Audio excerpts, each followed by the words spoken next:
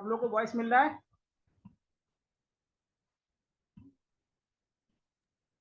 Yes sir. Yes. अब देखो आधुनिक लोकतंत्र के से जुड़ाव, देखिए जहाँ पे समानता होगा, न्याय होगा, कानून का शासन होगा, वहां पे क्या होगा, लोकतंत्र मजबूत होगा। अभी आप लोगों ने देखा होगा उत्तर प्रदेश में जो ये कानून लागू हुआ, उसमें देखिए सरकार के द्वारा कोई कानून पारित नहीं किया और फिर क्या होगा, इसको प्रशासन को दुरुस्त को लगवा दिया। तो ये क्या कानून का शासन नहीं कह सकते इसको। तो ये इस पर भी क्या है, हमारी जो न्यायपालिका है उसने उस पर खबर भी लिया है और उसको रद्द भी कर दिया, मतलब रोक लगा दिया है, रद्द तो नहीं किया है, रोक लगा दिया। अब देखिए सुकरात यानी प्लेटो के जो नियम है या उनका जो दर्शन है या उनका जो राजनीतिक विचार है, उनका निष्कर्ष क्या है। प्लेटो के विचार का पश्चिमी इतिहास राजनीतिक विचारों पर गहरा प्रभाव पड़ा। इनके विचारों का सिद्धांत राजनीतिक विचार के विकास में प्रभावशील रहा। आज भी उन पर बहस होती है और ये हमारी अपनी राजनीतिक समस्याओं के लिए प्रशंसित बने हुए है। उनका काम भी किसी भी व्यक्ति के लिए मूल्यवान संशोधन है जो न्याय की आदर्श राज और समाज में दार्शनिक की भूमिका को समझना चाहता है। तो ये क्या है, आपके प्लेटो के बारे में है।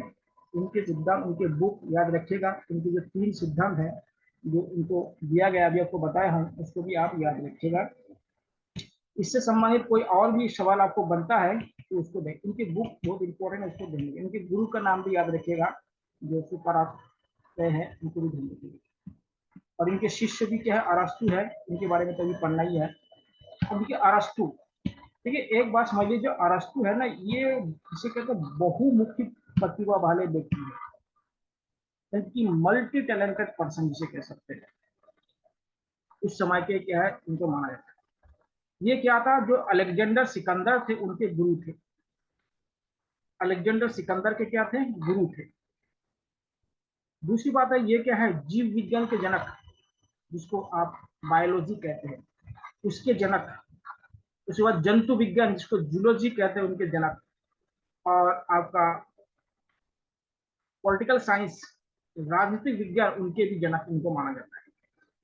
खासकर ये 3 के क्या जनक इनको माना जाता है। और इन्होंने अब तक एक व्यक्ति के रूप में सबसे ज्यादा बुक लिखे हैं।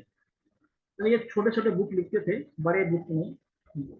अब देखिए सिकंदर को सिकंदर बनाने वाले कौन है, उनके गुरु हैं। इसलिए आप देखिए गुरु पूर्णिमा गए हैं। गुरु का इतना महत्व क्यों है, क्योंकि गुरु अगर किसी व्यक्ति से कौटिल्य जब पढ़ेंगे तो देखेगा, हमारे यहाँ पे चंद्रगुप्त मौर्य जो थे, वो जनता का राजा नहीं था, बल्कि कौटिल्य द्वारा बनाए हुए राजा थे। उसी प्रकार से जो अरस्तु ने सिकंदर को बनाया, सिकंदर खुद महान नहीं बने थे, उनमें अरस्तु का बहुत बड़ा रोल था। क्योंकि अरस्तु क्या था, बहुत बड़ा विद्वान व्यक्ति थे उस समय के, और उनको मालूम था कि राजा बनने के लिए अनुशासन बहुत जरूरी है।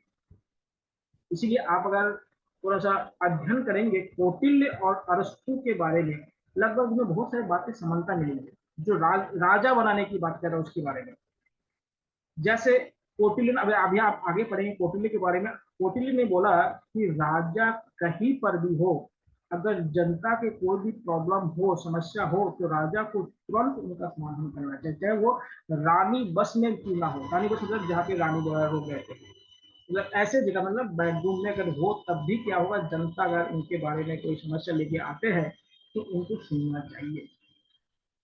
तो ये क्या है, इसमें क्या है, राजा श्रेष्ठ नहीं है, बल्कि क्या है, उनके जो गुरु है वो श्रेष्ठ है। तो उन्होंने उनको ऐसे चीजें मानने के लिए मजबूर किया। आजकल बहुत कम लोग ऐसे कर सकते हैं जो राजतंत्र में है, कि जनता परेशान है और उनके तत्काल उनका समाधान किया जाए, ऐसे भी बहुत दिक्कत है। उसी प्रकार से जो अरस्तु है, उन्होंने सिकंदर को इस तरह से बनाया कि सिकंदर क्या होता, उनके मर्जी के बिना सिकंदर खाना भी नहीं खा सकते थे, ऐसे माना जाता है। तो कितना आज्ञाकारी रहे होंगे। और देखिए तभी क्या होता है, टारगेट अचीव करते हैं जब उसको क्या होता है, एक डायरेक्शन में उसको मूव किया जाता है। तो सिकंदर ने को जिस तरह से अरस्तु ने जिसको कहते हैं यूनि डायरेक्शन से कहते हैं, यूनि डायरेक्शन में मूव किया और उसी प्रकार कौटिल्य ने चंद्रगुप्त मौर्य को किया, तभी ये लोग महान बने हैं। लेकिन लोग क्या है, अशोक को महान मानते हैं, उनका अलग रीजन है, लेकिन चंद्रगुप्त मौर्य को महान मानना चाहिए, क्योंकि जो एक राज्य बिखरा हुआ राज्य है उसी को एकत्र करने का काम किसने किया, तो चंद्रगुप्त मौर्य ने किया। अशोक ने तो क्या है, बौद्ध धर्म में काम किया है, बौद्ध ग्रंथों में उनको महान बना दिया गया। वास्तव में उनको अगर देखा जाए तो चंद्रगुप्त मौर्य को ज्यादा इंपॉर्टेंट देना चाहिए था मौर्य साम्राज्य के दृष्टिकोण से, क्योंकि उन्होंने सभी जितने भी राज्य को चलाने के लिए प्लानिंग था वो सब उनका ही बनाया हुआ सिस्टम। देखिए, अरस्तु के बारे में समझ लीजिए कि ये क्या है, प्लेटो के शिष्य थे और अलेक्जेंडर सिकंदर के गुरु थे, और इन्हें जीव विज्ञान, जंतु विज्ञान और पॉलिटिकल साइंस के जनक कहा जाता है।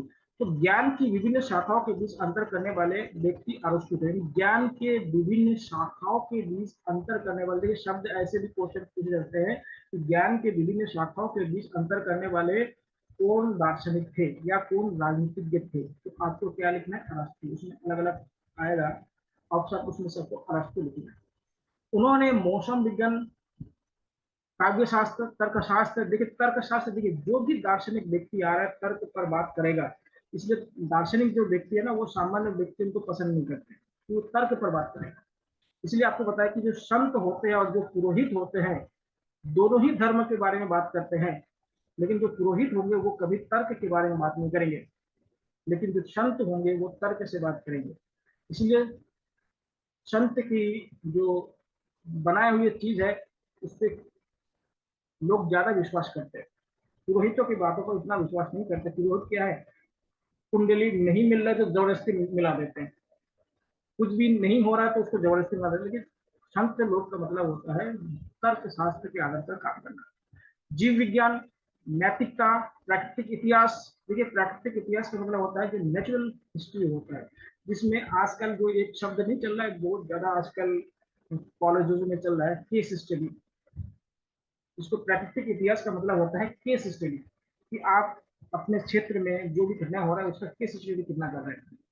सौंदर्य शास्त्र, भौतिकी, बयानबाजी, तत्व मीमांसा के बीच अंतर किया। इन विषयों पर विस्तार से लिखा भी है, इसलिए बोला कि इन्होंने सबसे ज्यादा बुक लिखा अभी तक, सबसे ज्यादा 165 या कितना बुक उन्होंने लिखा है, 165 के करीब करीब बुक उन्होंने लिखा है। उन्होंने ना केवल राजनीतिक विज्ञान की आदर्श लिखी, बल्कि इससे विस्तार में भी उन्होंने महत्वपूर्ण काम किया। राजनीतिक नैतिकता और वाक्य पटुता उनकी कई रचनाओं में से कुछ है, जो कानून, समानता, न्याय और आदि के सवालों पर चर्चा करता है। तो देखिएगा कौन कौन सा है, राजनीति, नैतिकता, वाक पटुता, उसके बाद कानून, समानता और न्याय बहुत जरूरी है। आप जानते हैं ये वाक पटुता का मतलब होता है कि आप दूसरों से कैसे बात करते हैं। इसलिए आपको बताया था कि जो प्राइमरी एजुकेशन होना चाहिए बच्चों को, उनको बात करने की जो कला होती है वही सिखाना चाहिए, किताबें मेरे हिसाब से नहीं सिखाना चाहिए उतना ज्यादा। फिर अखबार पढ़ के क्या करेगा, उसके बाद कविता पढ़ के रटेगा नहीं, बोलने की कला है, बोलने की कला उनको सिखाना चाहिए, जो क्या है फॉरेन एजुकेशन में ये सब दिखता है। हमारे यहाँ पे ये मतलब सरकारी स्कूल में लगभग ना के बराबर होती है, प्राइवेट स्कूल में कहीं कहीं पे बहुत ज्यादा होता है, ठीक ठाक ही होता है कहीं कहीं, और कहीं कहीं जो छोटे गांव में होते हैं उनमें तो कहीं नहीं होता, उसको देंगे। आप लोग जानते हैं एक व्यक्ति का नाम है हिटलर, जिसको एडोल्फ हिटलर कहा जाता है। इनके वाक पटुता यानी उनके वाक के बोलने का में इतना ज्यादा लोगों का विश्वास था, ये लोगों को इतनी ज्यादा हिमोटाइज कर सकते कर लेते थे बातों से कि लोग जान देने के लिए तैयार हो जाते थे। आज भी आप लोग अगर जानते होंगे हमारे जो एनएसडी है जहाँ पे फिल्म वगैरह सिखाया जाता है, उसमें भी क्या होता है, हिटलर के जो डायलॉग है उनको सुनाया जाता है कि वो कैसे बोलते थे, लोग उसको सुनने के लिए तैयार क्यों होते थे, लोग उनको सुनना क्यों चाहते थे। तो ऐसे वाक पटुता क्या होना चाहिए, जो व्यक्तियों में राजनीतिक जो व्यक्ति होता है उनमें होना चाहिए। तो ये सारी चीज क्या है, होनी चाहिए, तभी क्या है शासन व्यवस्था को बढ़िया से चलाया जा सकता है।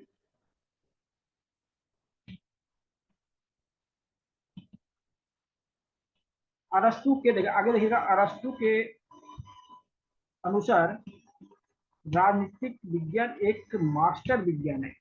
ठीक है, राजनीतिक विज्ञान मास्टर विज्ञान है। आर्ट्स में अगर आपको ज्यादा काम करना है तो पहला है एक इतिहास। इतिहास को जानना बहुत जरूरी है, और उसके साथ साथ क्या पॉलिटिक्स जानना बहुत जरूरी है। तो ये मास्टर विज्ञान है, मतलब ये ऐसा विज्ञान है जो मास्टर है, जो बाकी जो विषय है उनको क्या है कवर करते हैं। वह राजनीतिक विज्ञान को एक मास्टर कला के रूप में श्रेय देता है, क्योंकि अन्य विज्ञानों के विपरीत जो एक लक्ष्य के साधन के रूप में काम करते हैं, राजनीतिक विज्ञान अपने आप में मानव अस्तित्व के लक्ष्य सम्मानित है।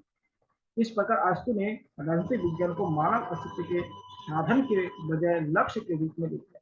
देखिए, इसमें यह बात बोला गया है कि सभी विज्ञान जरूरी है, लेकिन सभी विज्ञान क्या होता है, अपने अपने क्षेत्र में कार्य करता है, और उसका अगर सही से कार्य नहीं किया जाए तो किसी एक क्षेत्र विशेष में ही हानि हो सकता है। लेकिन अगर राजनीतिक विज्ञान में अगर कोई गड़बड़ी हो जाए तो उससे क्या होता है,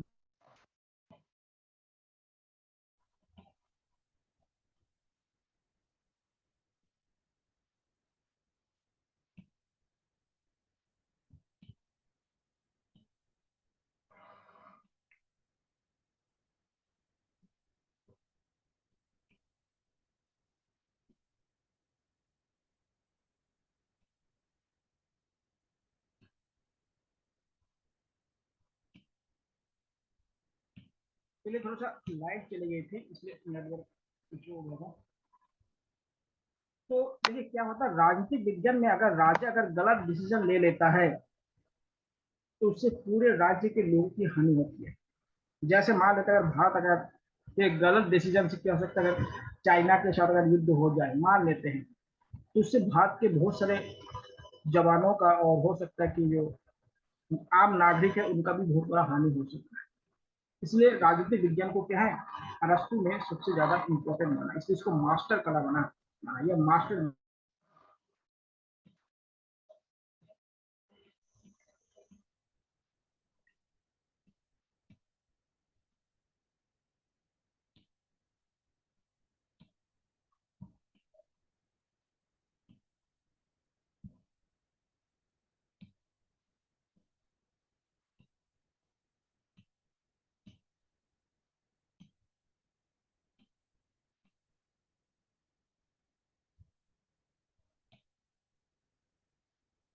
चलिए आगे देखिएगा, अपनी पुस्तक, इनका पुस्तक का नाम क्या है, द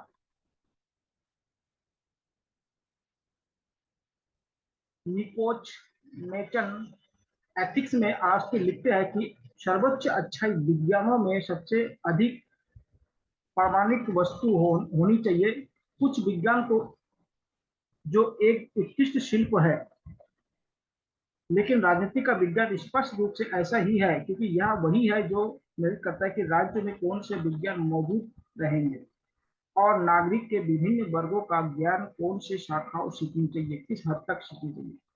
देखिएगा, हमारे जो पॉलिटिकल क्लास है वही डिसाइड करता है कि एजुकेशन का सिलेबस कैसा हो, कितने आईआईटी, कितने इंजीनियरिंग कॉलेज बने, कितने प्रबंधन कॉलेज बने, ये कौन डिसाइड करेगा, हमारे जो राजनीतिक लोग हैं वही तो डिसाइड करेगा। कितने केंद्रीय विद्यालय होंगे, कितने केंद्रीय विश्वविद्यालय होंगे, कितने अच्छे कॉलेजेस होंगे, ये डिसाइड कौन करता है, राजनीतिक वर्ग करते हैं। इसलिए राजनीतिक क्लास को ज्यादा अहमियत देने की बात इसने की, अरस्तु ने किया। अगर किसी राज्य में अगर एजुकेशन सिस्टम खराब है तो उसका मेन जिम्मेदार कौन है, हमारी राजनीतिक क्लास है। अगर सभी राजनीतिक जो लोग बैठे हैं अपने पदों पर, या चाहे वो अधिकारी हो चाहे वो नेता हो, सभी के बच्चे अगर सरकारी स्कूल में पढ़ना शुरू कर देना तो सभी स्कूल टाइम से होने लगेंगे, स्कूलों में अच्छी व्यवस्था भी हो जाएंगे, सब कुछ ठीक हो जाएगा। क्यों ठीक नहीं है, क्योंकि जो लोग नीति बना रहे हैं स्कूलों के लिए, सरकारी स्कूलों के लिए, उनके बच्चे कभी उस स्कूलों में पढ़ते ही नहीं है। तो समस्या यहाँ पे आके अटक जा रहा है। अगर खुद मुख्यमंत्री के बेटे अगर सरकारी स्कूल में पढ़े, और मंत्री के बेटे या उनके जितने भी घर के परिवार के सदस्य है स्कूल में, टीचर के सभी बच्चे को कंपलसरी कर दे, वो उसी स्कूल में पढ़ना पड़ेगा, और जितने भी अधिकारी है उनके बच्चे को भी अगर ये कर दिया जाए तो स्कूल आज से बेहतर हो जाए। इसलिए बोला कि पॉलिटिकल क्लास का प्रभाव सबसे ज्यादा क्या होता है, राजनीति में पड़ता है या समाज में पड़ता है। जैसा हमारा पॉलिटिकल क्लास होगा, समाज उतना ज्यादा क्या होगा, बदलाव। और इसको कौन करेगा, लोग करेगा। देखिए जब तक लोग इस पर फोकस नहीं करेंगे तब तक नहीं होगा। अगर सभी लोग अगर ये बोल दे कि जो सरकार के जो लोग हैं वो भी क्या है, अपने बच्चों को सरकारी स्कूल में पढ़ो, जो भी सरकारी जॉब करते हैं उनसे उतना तो लोग कर दीजिए। सरकारी जॉब करने वाले भाई, जब सरकार से आप वेतन लेते हैं तो अपने बच्चों को सरकारी स्कूल या सरकारी संस्थानों में भेजने में क्या दिक्कत है। वही चीज है, देखिएगा वही चीज है, सरकारी प्राइमरी स्कूल में अपने बच्चे को नहीं भेजते हैं, लेकिन एमबीबीएस और आईआईटी करने के लिए या आईआईएम करने के लिए वही सरकारी कॉलेज में भेजने के लिए क्या होता है, कितना बड़ा घोटाला कर दिया। नीट के पेपर में आप लोग देखेंगे, नीट के पेपर में जो घोटाला किया वो आम आदमी, या पैसा जो दिया है वो आम आदमी ने तो नहीं दिया होगा, कोई ना कोई पैसे वाले घर से भी वो पैसे दिया गया है। तो जब प्राइमरी स्कूल में या उसके जो माध्यमिक स्कूलों में जब अपने घरों के बच्चे सरकारी स्कूल में नहीं भेजते, क्यों नहीं भेजते, अगर वो अच्छे होते तो भेजते। लेकिन वही आईआईटी, आईआईएम, उसके बाद एम्स, इन कॉलेजों में आप सरकारी सीट क्यों लेना चाहते हैं। समस्या क्या है यहाँ पे आ जाता है। इसके लिए लोगों को जागरूक होना पड़ेगा। जब जागरूक होगा तभी इसका समाधान हो सकता है। तो ये कंपलसरी कर देना चाहिए। अरस्तु और उन राज्य पर उनके विचार, जो राज्य है उनका अरस्तु का क्या विचार। ठीक है, अरस्तु राज्य को स्वाभाविक मानते हैं, सब मतलब वास्तविक मानते हैं, राज्य को नेचुरल मानते हैं कि राज्यों में राज्य होना चाहिए। राज्य नहीं होगा तो लोगों का संचलन कैसे होगा। तो राज्य होना बहुत जरूरी है। उनके अनुसार राज्य सभी मनुष्य के लिए एक आवश्यक शर्त। देखिए बोला कि अभी यही कोटेशन क्वेश्चन पूछेगा। देखिए आपसे पूछा जाएगा कि राज्य सभी मनुष्य के लिए एक आवश्यक शर्त है, किस विद्वान ने दिया है। ये एक ऐसे क्वेश्चन पूछे गए हैं आपके एलटी और लेक्चरशिप में पूछे गए हैं, इसलिए ऐसे कोटेशन को याद रखिए। ऐसे कोटेशन करके डाल देते हैं। प्लेटो की तरह वे राज्य या समाज के बीच अंतर नहीं करते। देखिए राज्य और समाज के बीच में अंतर नहीं होना चाहिए। समाज जैसा होगा, समाज के अंदर से ही तो नेता जा रहे हैं। नेता कोई दूसरे ग्रह से आके हमारे नेता थोड़ी ना बन रहे। समाज जैसा होगा, नेता का व्यवहार भी तो वैसा होगा, क्योंकि वो खुद समाज से उठ के गए हैं। अगर समाज के लोग अगर अच्छे होंगे तो नेता भी अच्छे होंगे, अगर समाज के लोग अगर खराब होंगे तो नेता भी खराब होंगे। तो कोई ना कोई क्या होता है, समाज और राज्य दोनों एक साथ अंतर संबंधित होते हैं। समाज का प्रतिबिंब क्या है, राजनीति है। अगर समाज के लोग भी सुधर जाएंगे, राजनेता भी सुधर जाएंगे। नहीं सुधरेंगे तो यही है, क्योंकि हर समाज के हर व्यक्ति भी चाहता है ना कि वो अपना घर के लोग या अपना रिश्तेदार के लोगों को आगे बढ़ाया जाए। आप लोग देखेंगे उत्तराखंड में जब सचिवालय में नियुक्ति हुआ है तो जो विधानसभा अध्यक्ष थे, उनके बच्चे या जो मंत्री थे, उन सबके क्या होता है, जान पहचान के लोगों को क्या एंट्री दे दिया। समाज के लोगों ने विरोध भी नहीं किया और वो नौकरी भी कर रहे हैं। कुछ लोगों का नौकरी चली भी गई है। तो ये सब क्या है, राजनेता अपने परिवार के लिए कर रहे हैं। तो इसमें क्या समाज की गलती है, और समाज के लोग ही तो राजनेता है कि हम उनको वोट दे रहे हैं, अगर अगले बार उनको वोट ना दे तो वो खुद पैदल हो जाएंगे। तो ये फिर अलग अलग होता है। तो इसको सोचना बहुत जरूरी है।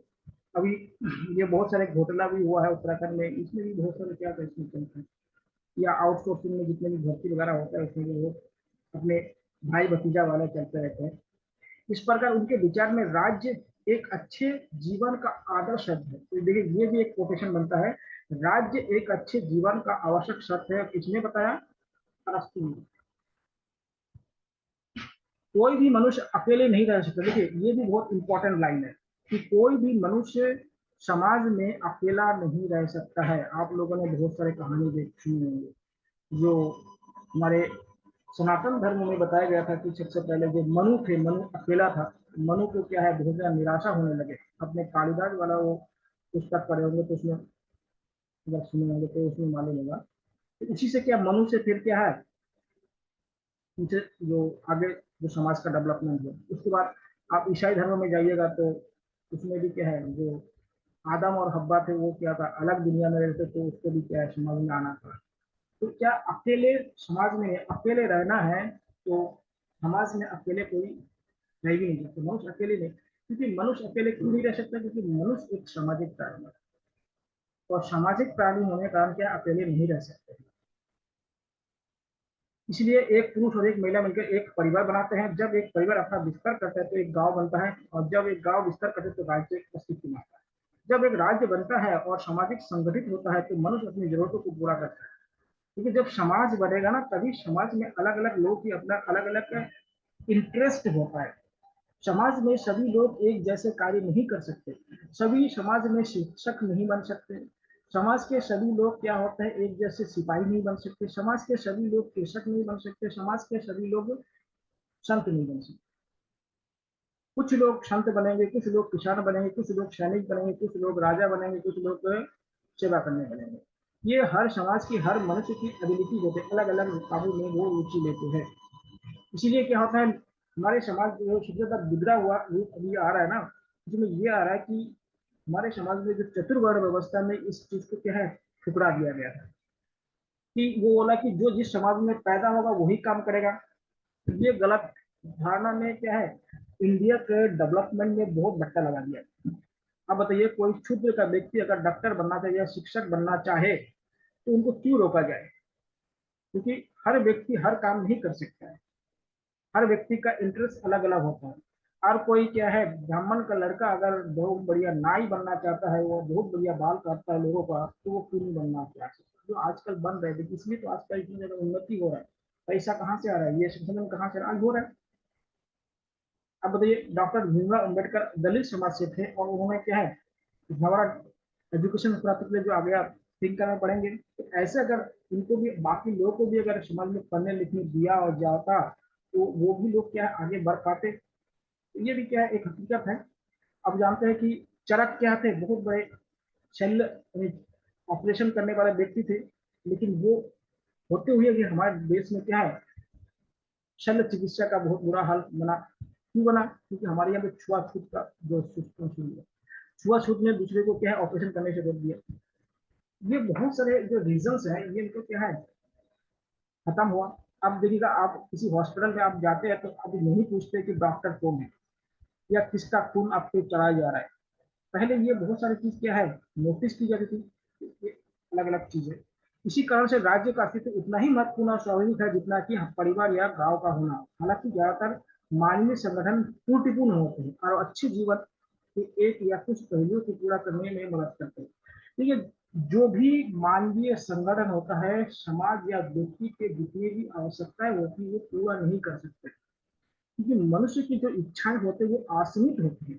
आज भी देखिएगा इतने ज्यादा संशोधन होने के बाद भी सभी लोगों की मनोकामना पूर्ण नहीं होता है, परिवार में लड़ाई झगड़ा हो जाता है कि ये नहीं है वो नहीं है, पर जितना सामान ला देंगे उतना कम हो जाएगा। और सभी अंबानी जैसा नहीं बन सकते। अंबानी जैसे अगर इंडिया के सभी लोग अगर बन जाए तो उसके लिए और 5 पृथ्वी की आवश्यकता होगा, वहां से लाएंगे 5 पृथ्वी। अंबानी के पास जितना पैसा है जितना संसाधन है उतना अगर हर इंडियन को वो संसाधन मिले तो उसके लिए 5 और पृथ्वी चाहिए। 5 पृथ्वी कहाँ से लाएंगे, पृथ्वी तो सीमित है, उनमें संसाधन भी सीमित है। उनके जो मकान है वो करोड़ों का अगर अरबों का मकान है, तो अगर सबके पास अगर अरबों का मकान हो जाएगा तो समझिए कितना ज्यादा इन्वेस्टमेंट करना पड़ेगा। तो वो क्या है इसलिए मनुष्य के सभी आवश्यकताओं को कोई भी समाज संगठन पूरा नहीं कर सकता है, इसको भी ध्यान रखें। उन्होंने राज्य के अच्छे जीवन के पूरे या सभी पहलुओं को पूरा करने में सक्षम माना है। तो इसलिए क्या समाज नहीं कर सकता, सिर्फ राज्य उसको करने के लिए बहुत करता है कि समाज सब क्या था सभी सामाजिक संगठन राज्य बनाते हैं और राज्य से ये उम्मीद करते हैं कि जो हम समाज के माध्यम से पूरा नहीं कर पाते हैं वो आपकी। जैसे देखिए कोई समाज आईआईटी नहीं बना सकता है, आप बना सकते हैं क्या, कोई भी मान लेते हैं एक समाज है वो क्या आईआईटी बना सकता है। और आईआईटी के लिए जो प्रोसेस है या जो भी प्रोवेशन होता है विदेशों से अच्छे प्रोफेसरों को बुलाना वगैरह वगैरह करना, एक समाज के लोग के लिए क्या है ठीक कर तो सकते हैं लेकिन संभव नहीं है, उसके लिए बहुत ज्यादा चीज है की आवश्यकता है, उसके लिए क्या है इतना समर्पित लोग भी नहीं मिल पाते हैं, दिक्कत भी है। सरकार क्यों कर पाते हैं, क्योंकि सरकार के पास संसाधन है और सरकार के पास बहुत सारे क्या है एजेंसीज वगैरह है जो इस काम को करने के लिए होता है। ये बात भी क्या है समझ, यह समझना महत्वपूर्ण है कि उन्होंने राज्य को मनुष्य के लिए स्वाभाविक क्यों माना। उनके अनुसार एक जानवर और इंसान के बीच कोई अंतर नहीं है, यानी एक एनिमल और जो एक मानव है, मैन है या मनुष्य है, उनके बीच में कोई अंतर नहीं है, सिवाय इसके कि एक इंसान में एक अच्छा जीवन जीने की इच्छा और भावना होती है। देखिएगा, हम लोग केवल बोल पाते हैं इसलिए हम क्या है जानवरों से अलग है, ये नहीं है। अगर हमारे अंदर जो जीने की इच्छाएं है और जो भावनाएं हैं, जो एक दूसरे के प्रति जो हम सहानुभूति रखते हैं, सिंपैथी रखते हैं, अगर ये नहीं होगा तो फिर क्या होता है, हम में और जानवर में क्या अंतर है। सिंपैथी होना बहुत जरूरी है और जीवन जीने की इच्छा होनी चाहिए। अगर सभी निराशा हो जाए, अगर हम देखिए, अगर सभी लोग बोले तो हमें तो मरना है, हम जी के क्या करें, धान क्यों लगाए, गेहूं क्यों लगाए, मकान क्यों बनाए, तो फिर कैसे होगा, जीवन कैसे चलेगा। फिर जानवर जैसे रहते हैं वैसे हम भी रह लेंगे। इसका मतलब यह है कि मनुष्य जानवर से तभी अलग होता है जब वह एक अवस्था में रहता है। एक अच्छा जीवन जीने के लिए यही इच्छा का एक राज्य के निर्माण के लिए स्वरूप थी। देखिए, इच्छा आप लोगों ने धर्म में पढ़े होंगे कि इच्छा पर कंट्रोल होना चाहिए, और दूसरी बात है कि इच्छा होनी भी चाहिए।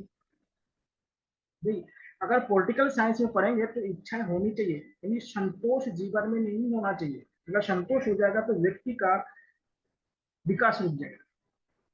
अगर अंबानी अगर संतोष करके बैठ जाता कि एक कंपनी लगा के बैठे रहते तो आज उनके कुछ इतने ज्यादा कंपनी कैसे हो पाते। इसलिए इच्छाएं भी होनी चाहिए। अगर कोई प्राइमरी का स्कूल है तो टीचर है वो क्या है, एलटी का टीचर बनना चाहता है या लेक्चरर का टीचर बनना चाहता है, क्यों बनना चाहता है, क्योंकि उनके अंदर क्या है, इच्छाएं है। अगर इच्छा नहीं हो तो चलो प्राइमरी का मिल गया, चलो जीवन कट जाएगा, 40-45-50 हजार मिल जाएगा और वर्तमान में आगे बढ़ता रहेगा, तो क्या दिक्कत है। ये भी हो सकता है, तो इच्छाएं होनी चाहिए। लेकिन देखिए, पॉलिटिकल वाला इच्छा अलग होता है और धार्मिक इच्छा का बात अलग, यहाँ पे इसको भी ध्यान रखिए। तो ये क्या होता है, अरस्तु और मनुष्य पर उनके विचार क्या है। अरस्तु का मानना है कि मनुष्य एक राजनीतिक प्राणी है, इसको ध्यान रखिएगा, बहुत इंपॉर्टेंट बात की गई है। मनुष्य कैसा है, एक राजनीतिक प्राणी है। अगर ये कोटेशन आ गया तो अरस्तु लगाइएगा। यहाँ सदस्य इसलिए दिलचस्प है क्योंकि यहाँ मनुष्य को न केवल एक सामाजिक प्राणी मानता है, बल्कि उसे एक राजनीतिक प्राणी के रूप में भी व्यक्तित करता है। अरस्तु अच्छे जीवन की इसी अवधारणा का उपयोग मनुष्य को एक राजनीतिक प्राणी के रूप में मानने के अपने विचार को सही ठहराने के लिए करते हैं। उनका दावा है कि सभी मनुष्य के जीव समूह में मौजूद होते हैं, इस प्रकार उन्हें सामाजिक प्राणी के रूप में समझा जा सकता है। हालांकि एक अच्छे गुणवत्ता जीवन की आकांक्षा करना पूरी तरह से मनुष्य के जीवन। देखिए, अरस्तु ने क्या बताया है, मनुष्य कैसे है, एक राजनीतिक प्राणी है। तो राजनीतिक प्राणी किसने कहा, अरस्तु ने कहा है, इसको ध्यान रखिए, इसको भी आप लोग ध्यान रखिएगा, ये जरूरी है। ये कोटेशन पूछते हैं, आप लोगों ने पेपर उठा, पुराना पेपर भी आप लोगों ने देख लिए, इनमें पूछे क्वेश्चन, उसको भी करवाऊंगा। अभी देखिए 1 तारीख से केवल पेपर सॉल्व होगा, जितने भी पुराने पेपर है, कुछ यूपी के पीजीटी का पेपर है उसको भी सॉल्व करवाया जाएगा, और आपका उत्तराखंड के जितने भी है उससे। राज्य और उनके मनुष्य के संबंध, तो आपको ये होता है कि राजस्व का मानना है कि जो राज्य राज्य मनुष्य से पहले है। देखिए, अरस्तु ने राज्य को ज्यादा इंपॉर्टेंट दिया है, इसलिए तो अलेक्जेंडर महान होते हुए भी क्या महान नहीं माना जाता है।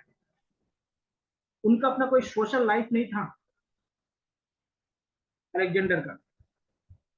देखिएगा, अगर अरस्तु इस तरह के विचार नहीं देंगे तो अलेक्जेंडर को तैयार कैसे करेंगे, ये समझिएगा। अलेक्जेंडर को तैयार करने, सिकंदर को अगर तैयार करना होगा तो सिकंदर को क्या है, मनुष्य को राज्य से नीचे दिखाना पड़ेगा।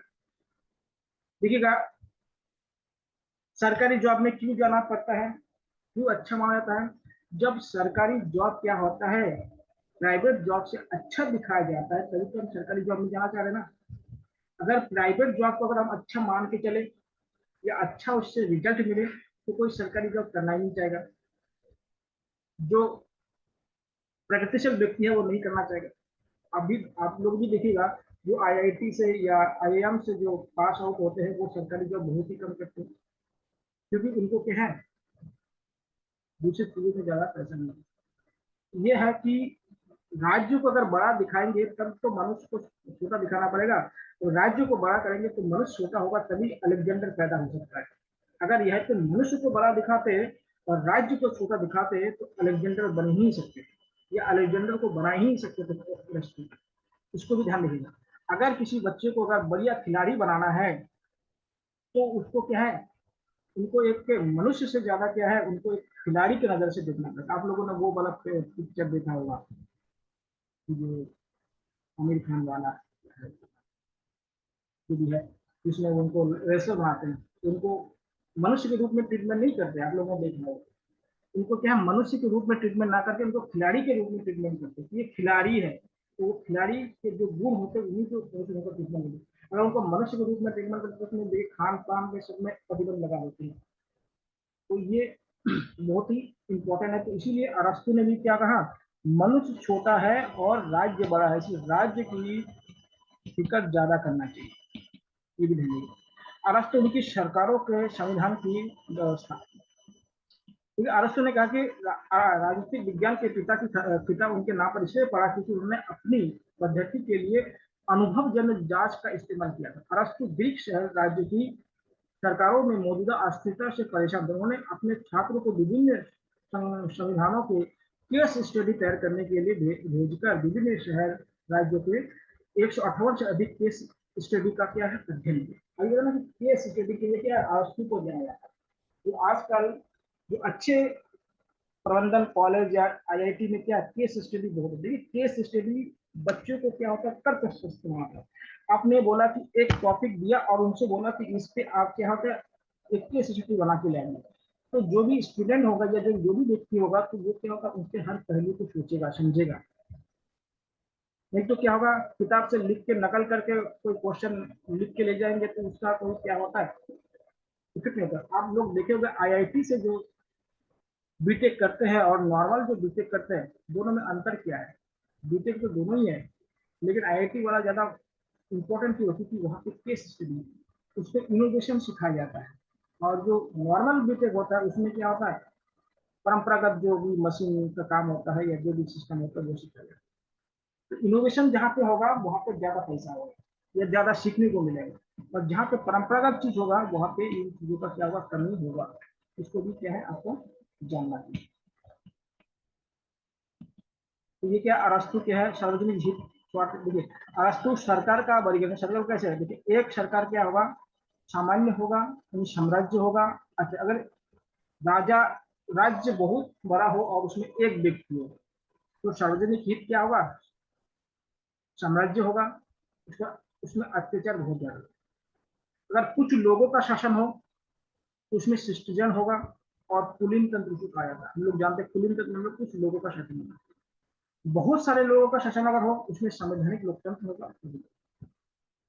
तो ये क्या है उनका अपना दे, यह इस टेबल को भी आप लोग याद। उनकी बात कहते हैं कि यदि यह एक शासन है तो यह आदर्श शासन करने में राजतंत्र या राजतंत्र होगा। और ये सब क्या होता है आपको चार्ट में दिखाएगा, वही पर व्याख्या किया गया है, उसको देख लीजिएगा। ठीक है, राजतंत्र क्या होता है, राजतंत्र में अत्याचार ज्यादा होता है। अभिजात जो वर्ग होता है वो क्या होता है कुलीन तंत्र में होता है, और राजनीतिक तंत्र में क्या होता है लोकतंत्र। राजतंत्र में क्या होगा, अत्याचार होगा। क्यों होगा, क्योंकि आपको बताया कि राजतंत्र में राजा का शब्द ही कानून है, तो वहां पे क्या होगा, अत्याचार होगा ही होगा। अभिजात वर्ग जो कुछ अमीर लोग अगर शासन करे तो उसमें क्या होगा, कुलीन तंत्र कहते हैं, जो अपने साथ के लोग हैं उनको प्रगति कर रहा है। और राजनीति तंत्र में, राजनीति में क्या होगा, लोकतंत्र। तो लोकतंत्र में क्या होगा, ज्यादा उत्कृष्ट माना जाता है, ज्यादा उत्कृष्ट माना जाता है। अब ये निष्कर्ष के अरस्तु ने ग्रीक शहर राज्यवासिता को रोकने के लिए सरकार का एक स्थायी नीति स्थापित करने के लिए के समाधान के रूप में मिश्रित संविधान की अवधारणा दी। नीति के मिश्रित संविधान को इसमें क्या है, मिश्रित संविधान का मतलब होता है सभी देशों के या सभी जगह के संविधान को मिक्स करके चुना। क्योंकि एक समाज में सभी अच्छाई नहीं हो सकता है। मान लेते हैं कोई भी समाज आप उठा के ले लीजिए, तो एक समाज में सभी विचार अच्छे नहीं हो सकते हैं। इसीलिए सभी समाजों का विचार जब कोई अपनाता है तो वो ज्यादा प्रगतिशील माना जाता है। उन्होंने क्या किया, इसके लिए उन्होंने स्थिरता बनाने के लिए गोल्डन मीन के अपने विचार को लागू किया। गोल्डन मीन तो क्या होता है, जो भी मीन मतलब आपने मशीन से लगाया, गोल्डन मीन, मीन की बात किया जाए कि जो अच्छा होगा उन सभी को क्या होगा एक जगह पे स्थापित किया जाए। अपनी पुस्तक एथिक्स में उन्होंने गोल्डन मीन को एक मध्य वर्ग मार्ग के रूप में अपनाया। देखिए मध्य मार्ग के रूप में अपनाया, जिसका अर्थ है कि दो चरम सीमाओं के बीच स्थित होता है। चरम छोर पर कोई भी चीज एक बुराई बन जाता है। देखिए चरम छोर पर कोई भी चीज एक बुराई बन जाता है। आपको गौतम बुद्ध वाला भी बताया था कि उन्होंने भी क्या है मध्यम मार्ग की बात की। आप देखिएगा कोई भी समाज ज्यादा एकदम उदार हो जाएगा तब भी समाज बिखर जाएगा या परिवार बिखर जाएगा। अगर कोई परिवार है उसमें लड़का लड़की घर में वाइफ हस्बैंड कब जा रहा है कब आ रहा है कुछ कर रहे हैं किसी बात कर रहे हैं नहीं कर रहे हैं, तो ऐसे परिवार आप जानते हैं कितने दिन चलेगा, नहीं चल पाएगा। क्योंकि वहां पे ज्यादा स्वतंत्रता होगी। उसको स्वतंत्रता ना करके उसको स्वच्छंद कहा जाता है। स्वतंत्र मतलब अपनी इच्छा से कोई काम करना। तो ऐसे चीज नहीं चल पाता है। और एक ऐसा परिवार है जिनके माता पिता इतना ज्यादा कठोर है कि घर में कितने बजे निकले कितने बजे आया क्या खाया क्या पहना किससे बात किया, तो हर चीज का रिपोर्ट अगर रखने लगेंगे तब भी क्या होगा, वो परिवार नहीं चलेगा। तो इसके बीच का मार्ग ही परिवार को चला सकता है। एक टाइम पीरियड होना चाहिए, एक क्या होता है अच्छा एक जोन होना चाहिए जहाँ पे दोनों के यहाँ आपस में मिले, तभी परिवार चल सकता है या समाज चल सकता है, देश चल सकता है। ज्यादा कठोर कानून लाएंगे तो नहीं चल सकता। ज्यादा एकदम सरल कानून बनाएगा सरकार तब भी नहीं चलेगा समाज। इसलिए क्या है मध्यम मार्ग क्या है सबसे उपयुक्त मार्ग माना जाता है। किसी भी राजनीति में और किसी भी व्यक्ति के परिवार से लीजिए, उसमें भी क्या माध्यम मार्ग बहुत जरूरी है, नहीं तो नहीं चल पाएगा। आप लोग देखते बहुत से टीचर क्या होता है बच्चों को बहुत पीटते सोचते कि ये सुधर जाएंगे। बट पीटने से अगर सुधर जाते हैं तो सभी पीट पीट के सुधरते नहीं सुधर पाएंगे। उसके लिए भी क्या होगा, इस तरह का मध्यम मार्ग को अपनाना पड़ेगा। तो और प्रत्येक गुण दो चरम सीमाओं के बीच में, उदाहरण के लिए साहस एक ऐसा गुण है जो डरपोकपन और लापरवाही के दो चरम सीमाओं के बीच में। देखिए साहस से क्या होता है, कभी कभी डरपोकपन भी लगता है कि ज्यादा साहस कर दिया और उसकी मृत्यु होगी, और लापरवाही भी उसमें हो सकता है। तो इसको ध्यान दीजिए। तो इनका मतलब था कि जो राज्य अगर चलाना है तो उसमें राजनीति में मध्यम मार्ग होना भी बहुत जरूरी है।